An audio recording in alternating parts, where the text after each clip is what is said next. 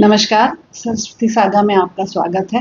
तो वीडियो को एंड तक देखिएगा। बलूचिस्तान की कहानी बहुत सिंपल वर्ड्स में बलूचिस्तान क्या है, उसके मुद्दे क्या हैं, उसकी शिकायतें क्या है, ये मैंने आपके सामने रखा है। पाकिस्तान की एक आदत है, पूरी दुनिया में शोर मचाता रहता है कि कश्मीर भारत के साथ रहना नहीं चाहता, कश्मीर के लोग पे बहुत त्रासदी है भारत की, बहुत जुल्म करता है भारत, उनको अलग कर दिया जाए, आज़ादी दे दी जाए।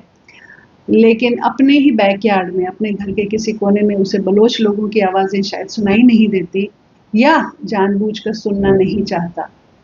ये कहानी भी तभी शुरू होती है बलूचिस्तान की, जब इस हिस्से की सारी कहानियाँ शुरू हुई।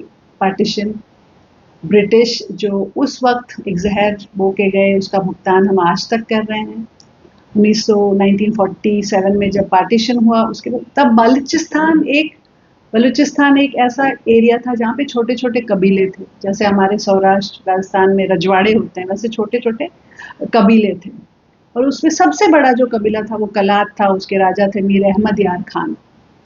ये सारों ने मना कर दिया कि हम पाकिस्तान के साथ नहीं जाएंगे।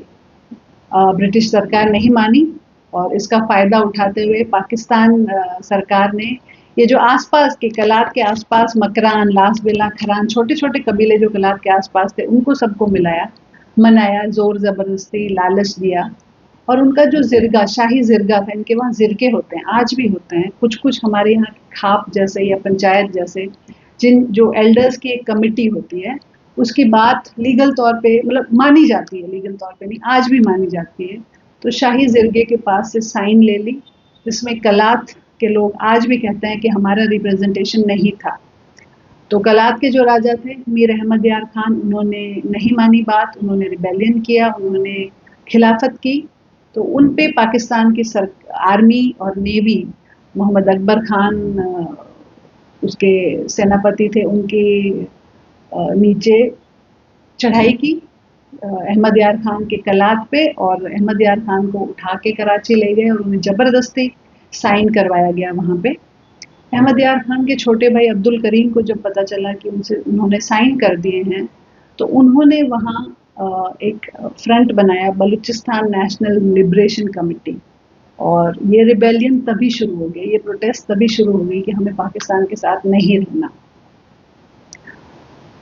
1958 में पाकिस्तान ने ग्वादर पोर्ट लिया। ये मैं इसलिए बता रही हूँ कि आज के जो हालात है उसमें ग्वादर पोर्ट एक बहुत बड़ा इम्पॉर्टेंट पार्ट है। ग्वादर पोर्ट पाकिस्तान के पास नहीं था, ये ओमान के पास था। 1958 में पाकिस्तान ने जो उसके वज़ीर आज़म प्राइम मिनिस्टर थे फ़िरोज़ खान, उन्होंने ब्रिटिशर्स को रिक्वेस्ट की कि हमें ये पोर्ट चाहिए, प्लीज़ मदद करिए। और ब्रिटिशर्स के कहने पे ओमान ने उन्हें दे दिया। प्रिंस आगा खान ने $3 मिलियन देकर ये पोर्ट खरीदा और इससे ग्वादर पोर्ट पाकिस्तान का हुआ, वरना उनके पास एक ही पोर्ट था, कराची।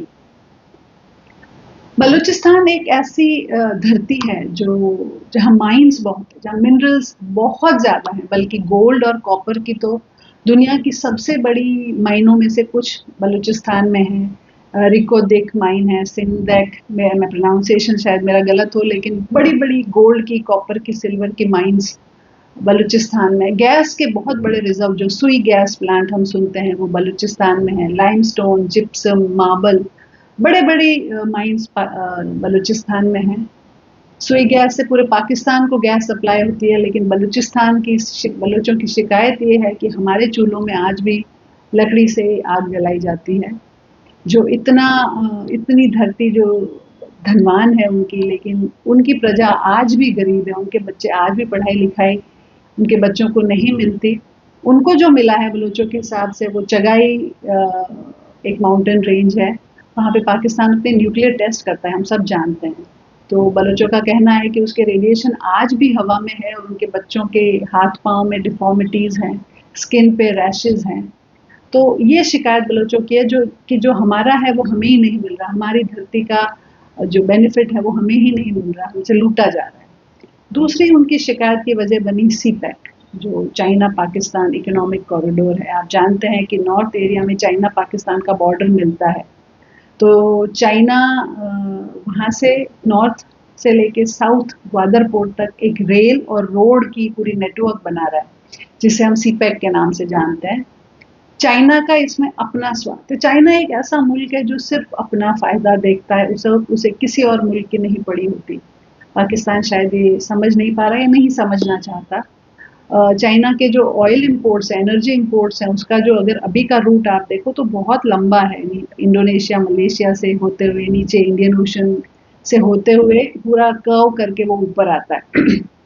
तो ये सी पैक अगर बन जाता है तो वो डिस्टेंस एक चौथाई से भी कम मेरे हिसाब से रह जाता है, बहुत कम डिस्टेंस। तो वो ये बना रहे हैं। उनका इंटरेस्ट चाइना का बलूचिस्तान के जो ये सोने की खाने हैं उसमें भी है। बलूचिस्तान के लोगों को चाहिए कि चाइना वहाँ ना आए। आज ग्वादर पोर्ट पे पाकिस्तान भले ही कहे कि हमारा है, लेकिन पूरी अथॉरिटी चाइना की है। वहाँ बहुत चाइनीज़ आके बस भी गए हैं। तो इससे बलूच लोगों को एतराज़ है। बलूचिस्तान के जो ब्रेव लोग हैं, बहुत बहादुर लोग हैं बलूच, बल्कि पाकिस्तानी सेना में सबसे आगे लड़ने वालों में बलूच और पश्तून होते हैं। कई बहादुर बलूच जैसे मीरियार बलूच, महरान बलूच, एक छोटी सी लड़की आज जेल में है, लड़ रहे हैं, इंटरनेशनली एक गुहार लगा रहे हैं कि हमारी मदद करिए और हमें नहीं रहना पाकिस्तान के साथ। पाकिस्तान में बलूचिस्तान में हिंदू पॉपुलेशन भी बड़ा है, 50 से 1000 जैसे हिंदू वहाँ हैं। और सबसे बड़ी बात, जो हमारा एक शक्तिपीठ है हिंगलाज माता का मंदिर, वो भी बलूचिस्तान में है। और बलोच लोगों ने उसकी जोत को जलाए रखा है, वो भी उसे मानते हैं, बूढ़ी नानी कह के पुकारते हैं। बलूचिस्तान के लोगों का कहना है कि भारत से हमें विशेष एक लगाव है। बल्कि अभी उन्होंने एक ट्वीट किया था कि एक हिंदू जो अपनी दुकान वहाँ बंद करके 76 ईयर्स 76 साल पहले वहाँ से निकला था, उन्होंने ट्वीट करके लिखा है कि आज आपने जो दुकान पे ताला लगाया था वो आज भी लगा हुआ है और हम आपका इंतज़ार कर रहे हैं, वो तभी खुलेगा। तो अपने हक के लिए एक लड़ाई है इनकी। अभी पिछले 1 साल से बहुत ज़ोर पे है। बीएलए जो बलूचिस्तान लिबरेशन आर्मी है, वो लड़ रही है। पाकिस्तान आर्मी के नाक में दम कर रखा है, क्योंकि ये गुरिल्ला वॉरफेयर है। जो उस टेरेन को अच्छे से जानता है, उसी का अपर हैंड हमेशा होता है ऐसे ऐसे टेरेन में। थोड़े कुछ समय पहले उन्होंने जाफर एक्सप्रेस पूरी हाईजैक कर ली थी, जो दुनिया में पहली बार एक ट्रेन हाईजैक हुई थी। तो लड़ रहे हैं अपनी आज़ादी के लिए, अपने हक के लिए, उस धरती के लिए जो उनकी है और जो जिसमें बहुत सोना है, जिसमें बहुत धन है, वो उनको चाहिए, उनको अपना हक चाहिए। हमारी यही आशा है कि बलूचिस्तान के लोगों को उनका हक मिले। हमारी यही शुभकामनाएं भी हैं उनको। जय हिंद।